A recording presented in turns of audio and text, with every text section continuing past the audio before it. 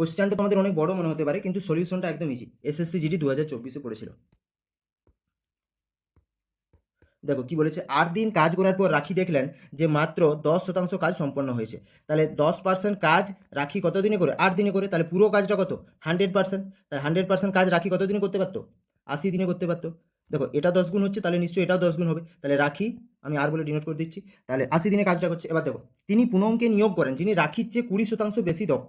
তার মানে কি, 20%-এর ফ্র্যাকশন ভ্যালু হচ্ছে 1/5। তাহলে এদিকে রাখি লিখো, এদিকে পুনম লিখো। তাহলে রাখি যদি 5 হয়, পুনম 6। মানে রাখি একদিনে যদি 5টা চেয়ার বানায়, পুনম একদিনে 6টা চেয়ার বানাবে। এবার দেখো টোটাল কাজটা কত হবে? টোটাল ওয়ার্ক হবে, রাখি একদিনে 5টা চেয়ার বানায়, টোটাল 80 দিনে কাজটা সে সম্পন্ন করতে পারে। তাহলে 80 গণিত 5 সমান হচ্ছে 400।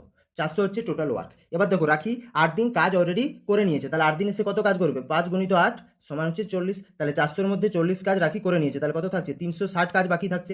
এবার কি বলেছে দেখো, একসঙ্গে কাজ করে বাকি কাজ সম্পন্ন করতে তাদের আরও কতদিন সময় লাগবে? তাহলে তারা যদি একসাথে কাজ করে, রাখি একদিনে 5টা চেয়ার বানায় মনে করো, আর পুনম 6টা, তাহলে 5 6 11টা, তাহলে 360 টোটাল কাজ বাকি আছে। প্রত্যেক দিন যদি 11টা করে বানায়, তাহলে 360/11, এতদিন সময় লাগবে, 360/11 দিন। ডি অপশন রাইট উত্তর।